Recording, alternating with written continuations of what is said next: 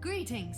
This guide is going to cover all the fundamental skills that you need to play Mercy. Whether you're a new player who isn't sure if they want to main this hero, a returning player, or even a current player with a good understanding of Mercy, there's going to be something in this guide for you. If you're a new player though, I would recommend watching till the end. I promise it will help you understand the game more as a whole. The first section for intro level players will explain her kit, settings, mechanics, and general rules that you should stick to. If you already have a good grasp on the hero and just need a refresher on fundamental concepts, advanced playstyles, and more, this next section is for you. Finally, I'll be explaining some deeper concepts that will help you best utilize the skills that you already have. Keep in mind, I'm not a professional coach, nor am I a perfect player. I'm currently a Grandmaster 4 Mercy solo queuing in Asia ranked, so please go out and educate yourself from other players as well. I always have playlists and resources from other people in my description. If you're a new player, welcome. Mercy is a great way to learn Overwatch as she's an easy hero to pick up and relies heavily on game sense. First thing in her kit is her Guardian Angel. It allows her to fly to other teammates and is on a 2-second cooldown. Her Resurrect ability allows her to revive a teammate. They revive with full health, but their cooldowns aren't reset. This ability is on a 30-second cooldown. Her staff is able to heal at 55 health points per second or give a 30% damage boost. It can linger through walls for 1 second. It definitely isn't the best form of healing in the game as it's pretty slow, but it is consistent and it's one of the only healing abilities that can go through shields. Mercy's secondary is her pistol. It's a projectile that does 20 damage per shot and has no damage fall off. Generally, she doesn't require much aim, and a lot of the times you'll be using your pistol to clean up low health enemies anyways. But you should really be at least competent with her pistol, because when you do take it out, you're sacrificing healing your entire team. In lower elos, her pistol is actually quite underrated because when you're in Valk, you have angles on the entire team that no one else does, and if you can quickly finish someone off and escape, especially their supports or their hit scan, you've pretty much just carried that team fight. So while the pistol may not be used often, when you do use it, it's really important to be as accurate as possible. She has a passive called Angelic Descent that allows her to float down slowly as long as you hold space or crouch. Bonus tip, you can spam space or crouch to activate Angelic Descent, but keep Mercy's wings tucked in. This makes your hitbox smaller. She has a second passive, Health Regen, which allows her to regenerate her own health for 22.5 HP per second if not taking damage for 1.5 seconds.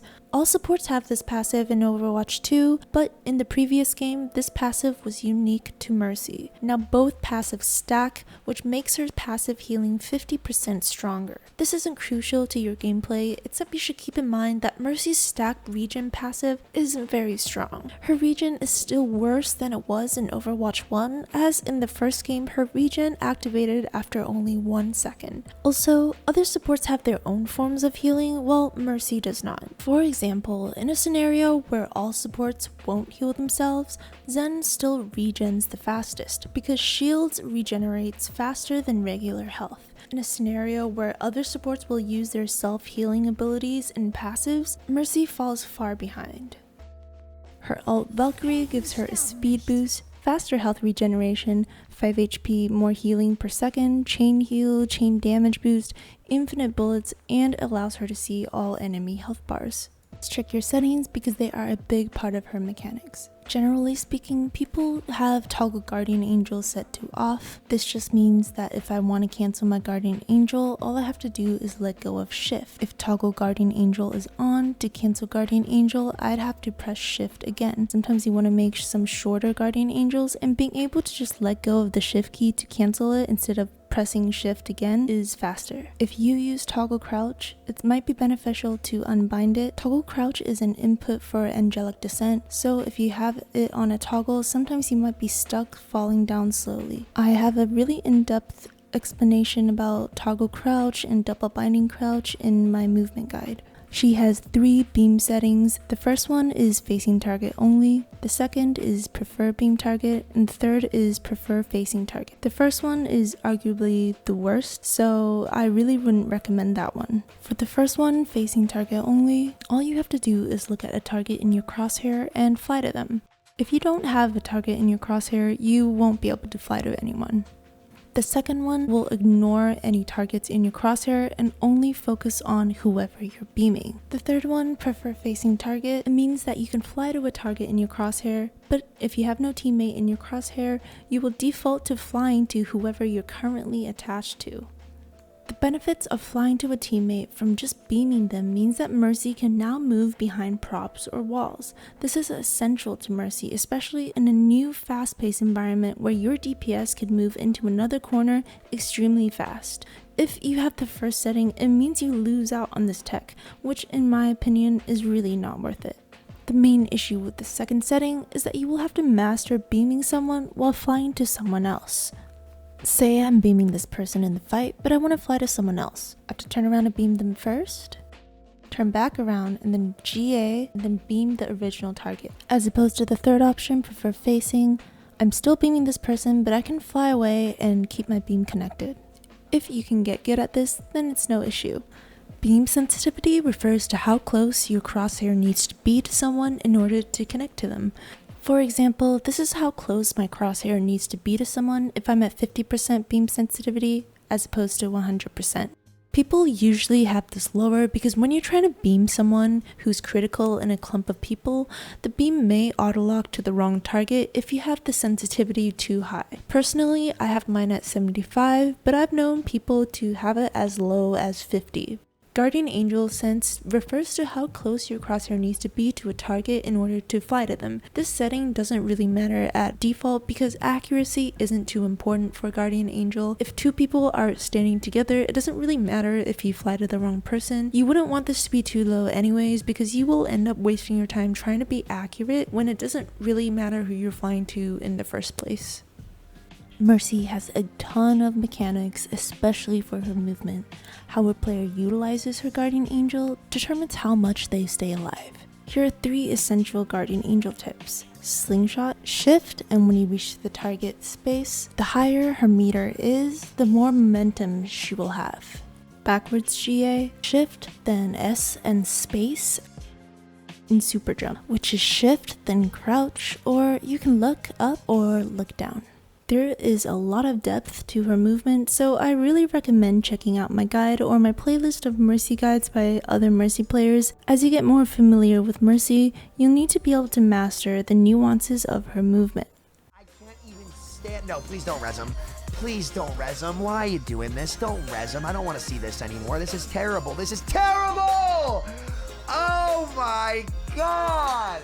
The biggest tip for beginners and intermediate players is to figure out when to not res. For example, it's not worth it to die mid-res or to let a member of your team die because you were busy resing. It's not worth it if the person you res was in a bad position and could die immediately. In Overwatch 2, there are very few opportunities for you to res. Look out for enemies that can push you or flankers that are hiding to kill you while you res. There are more niche techniques that you can do with her res, especially in Valk. You could super jump res. If the soul is falling down, you can do a falling soul res. The soul will freeze in the air. You can res behind cover.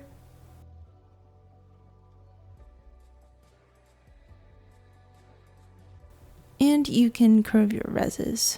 You can also crouch res. Getting used to the res range just takes practice. Many players don't know that the res range is actually pretty far. The way you control and manage your beam can carry games. A lot of people underutilize damage boost, especially if you're a new player. You should definitely try to damage boost more. I know a lot of people say, but my teammates aren't hitting enough shots. You can think of damage boost as a way to help your teammates farm ult faster. The more damage they do, the faster their ult will charge. So if you can help them with that, it's worth it, even if they aren't getting a ton of kills. But obviously, if they're actually doing nothing, then don't spend more resources on them and just choose someone else. Damage boosting someone like your second support or your tank can be really valuable as well. This tech is called beam jiggle peeking. Since beam lingers, you can remain behind cover by jiggle peeking like this. A super common mistake is to only look at your beam target and not look around. Mercy doesn't need aim to heal or damage boost someone, so abuse this fact by making sure to look around after you beam someone.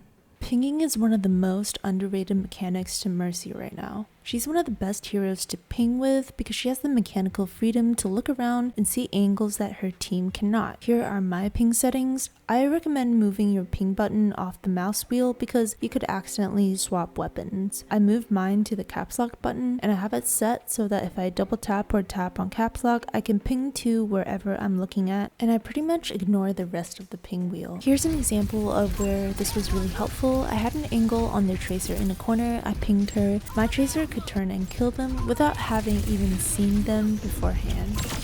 Here are some general rules to Mercy that any player of any level should try to stick to.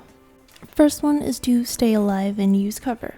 Wherever you're going, make sure there's cover there and never try to sacrifice your life to heal someone who is out of position. As a rule of thumb, you should always try to be invisible to the enemy team. The second one is to peel for your support.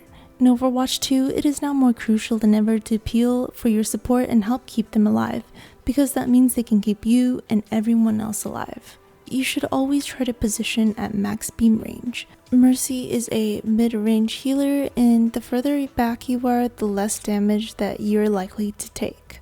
If you already have a decent understanding of Mercy, it's time to look deeper into game sense and decision making. Beam prioritization, playstyles, game sense, decision making all go hand in hand. Beam prioritization is one of the most important aspects of her playstyle. I would say even more important than knowing her movement mechanics. Beam prioritization really comes down to good decision making. You don't always have to heal someone to full to heal someone else. Often in games, you'll have to juggle your beam correctly to keep multiple teammates from dying. In general though, you should be beaming the player on your team that is the most aggressive, taking another angle, or is being put under the most pressure. There is an exception to these. If the enemy has a shield tank or an enemy diva, remember diva has a matrix that can eat projectiles and healing projectiles. You need to keep in mind that Mercy is one of the only heroes that can heal past shield and matrix, so if someone is behind a shield or if diva is intentionally trying to matrix an ally that's low health in order to block your other support's healing, you need to prioritize them instead. If there are highly mobile heroes that other aim dependent supports have a hard time healing, I will try to help them first. For example, if my other support was Bap or Ana and we had a Genji or Tracer, I will try to take the pressure off of my other support and prioritize the more mobile DPS. And finally, if there is a flying hero on the team, Echo or Pharah, you should definitely be prioritizing them as Mercy is the best at pocketing flying heroes. Very simply put, she has two main playstyles. A pocket playstyle where she sticks to one person on her team, usually a DPS, and damage boosts them, or the main healer playstyle where she evenly distributes healing to all of her teammates. People who regard Mercy as a skillless hero tend to do so because they're incapable of thinking about Mercy outside of these two playstyles. Here's EeveeA, a top Mercy player, talking about this. Kind of like you've always heard that conversation of swap to this character, oh well, I'm not good at it, but then that person, if they're telling you to swap to Mercy, they'll be like, oh well, it's Mercy. They're not wrong. Anybody can just damage with somebody. That is the low skill floor. And the way I like to put it is that, like, you get 80% of Mercy for 20% of the effort, but you got to put in 80% of the effort to get that last 20%.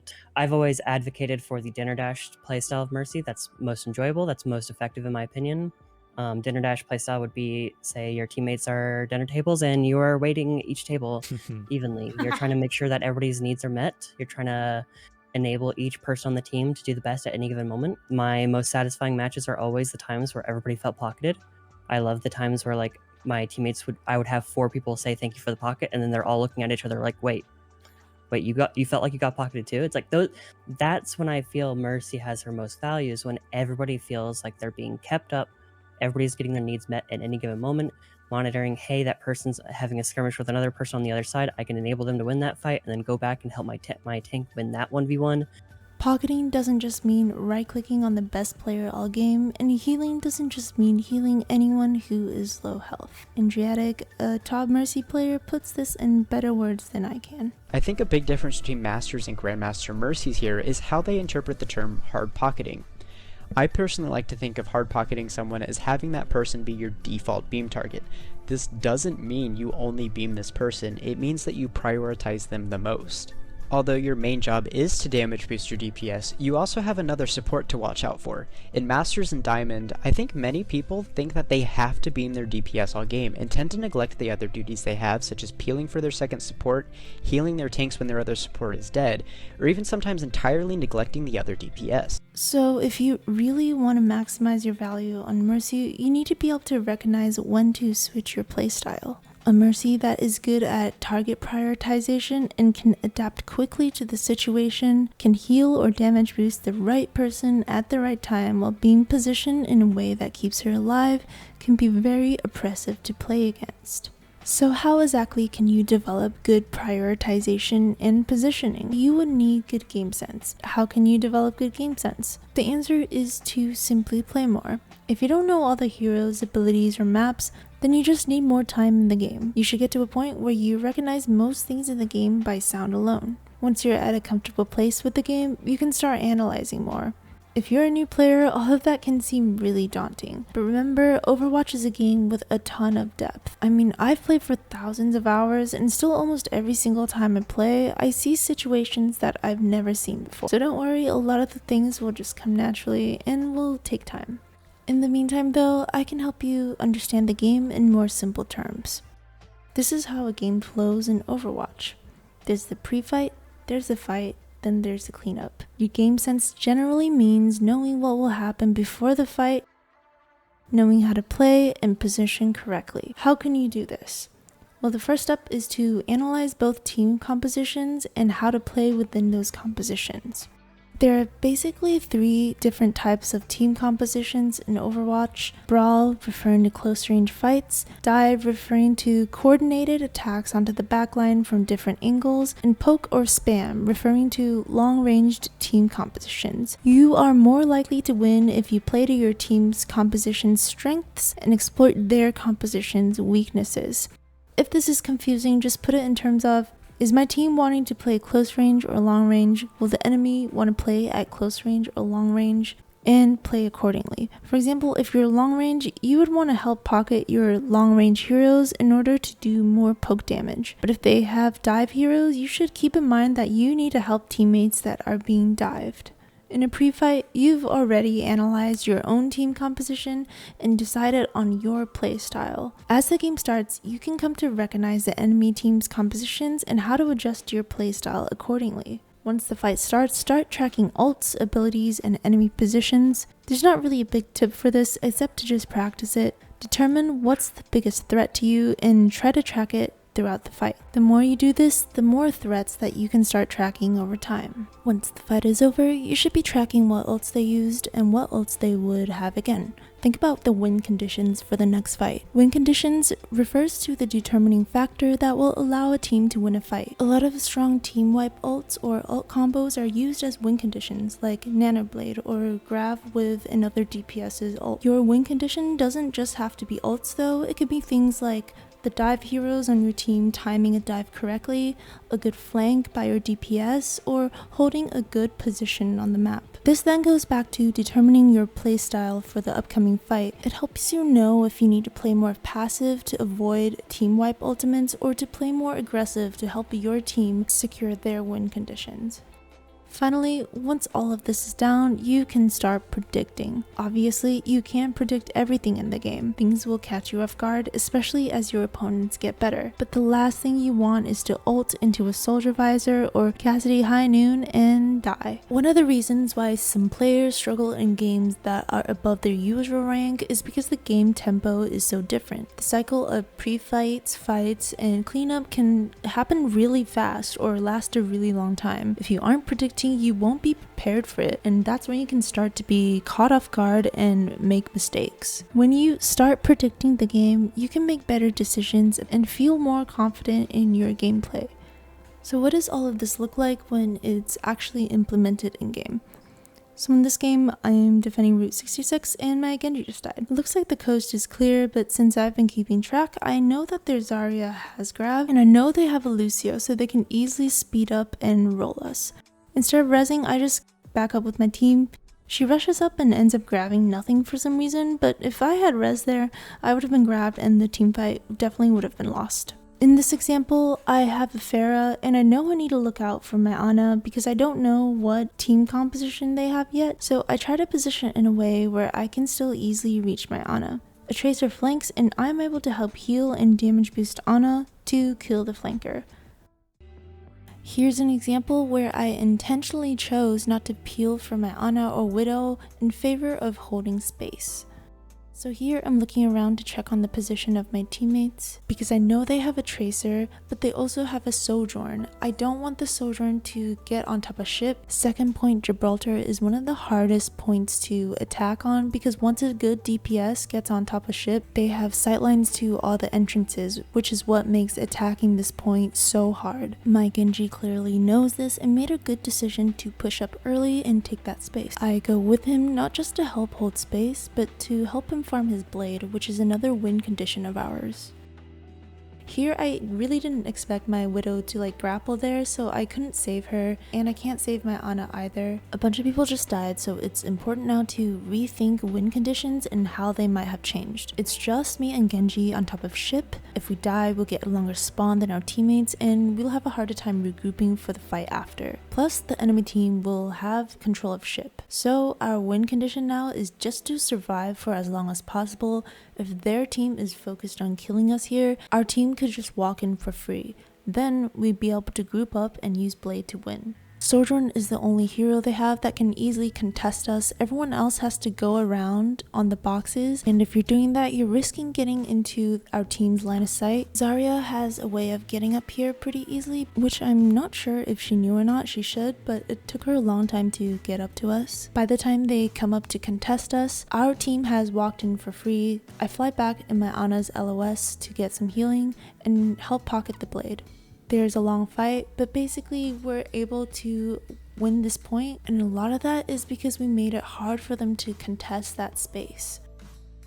If you're here because you've already reached a high level of play with the hero, there probably isn't much that I've said that you don't already know. I've noticed a lot of players, not just Mercy players, understand her base concepts but aren't consistent with her gameplay. A lot of players think that every time they play, they have to force some crazy flashy play. That may work for lower ranks, but it won't as you climb higher. Consistency is really important in general, and especially on the support role. If you're trying to force your own play all the time, that could lead to more mistakes and less consistent gameplay, which Tikatee describes this really well. I've seen some of the most insane plays or cracked mechanics and unbelievable ingenuity from diamond or lower level players, but unfortunately for those players, skill isn't measured by our highest or our lowest moments. It's measured by our consistency. Imagine your skill level as a ruler, and the high point of the ruler, or one end of the ruler, is the best you've ever played, and the lowest end of the ruler is the worst you've ever played. Your goal isn't to push the higher end higher. Your goal is to shorten the ruler while keeping it towards the higher end. Overwatch is one of the most frustrating games ever. It's hard to keep a good mental all the time, and that's okay. It's easy to let mistakes derail your focus, or for you to spend downtime in game blaming your terrible teammates, so be serious about taking breaks and resetting yourself. If your mental is off, your decision-making abilities will be much worse as well, even if it doesn't feel like it in the moment. Be disciplined enough to stop after a set amount of losses in a row, which usually people recommend is 3. And honestly, there is not much to say beyond this because every player is different. It's best to look at your own gameplay and determine what are the common mistakes you're making in order to improve. If you're a veteran player and you ever get that feeling of just being lost in game and not being able to keep track of anything, you need to start actively thinking. Think of anything related to the game you're currently in. Enemy positions, teammate positions, start ult tracking, anything to warm up your mind and get your mind thinking, because if you aren't actively thinking, you won't be able to predict anything and you will start getting outpaced by the game. It's really overwhelming to try and accomplish all these different things at once. If you want to improve, the best way is to set one realistic goal for yourself every game. For example, this game, I'm going to peel for my Animor. This game, I'll focus on good ult usage. It shouldn't be something like, okay, this game I'm only going to die 3 times, because a lot of that is not going to be within your control. So make sure it's something that you can actually control and just focus on that one goal every game until that skill becomes second nature to you. Over time, you can build up your skill set, and that's how you can improve. To summarize, what you need to know really comes down to 3 basic things. In order of importance, it's game sense, which includes decision making, prediction, good beam management and prioritization, positioning, being able to position according to what ults they have and what abilities they've used, allows you to stay alive for as long as possible. Finally, mechanics. This includes many of Mercy's movement mechanics. Remember the steps of analyzing your team comp and playstyle first, then tracking different threats to help you predict and position correctly. Over time, this will help you adapt to situations that you couldn't predict by making the best decisions. If you want to hone in on her mechanics, I would really recommend practicing Mercy parkour in custom games. I have some codes in the description. If you want to be able to make your positioning more precise, you can watch replays from the enemy's point of view to see if you were actually invisible. The last tip I have is to watch gameplay from top-ranked Mercy players. You can also watch some educational content such as Unranked to GMs. I would recommend ML7's Unranked to GMs. He's an incredible support player who's really great at explaining his decision making. VOD reviews also help a lot. I would recommend Skiesi's Mercy VOD reviews. Her VOD reviews are very detailed and geared for Mercy players, and she reviews players of all ranks. So that's all for me. If you liked this guide, stick around. My next video will be a guide to all her different res mechanics. Thanks for watching!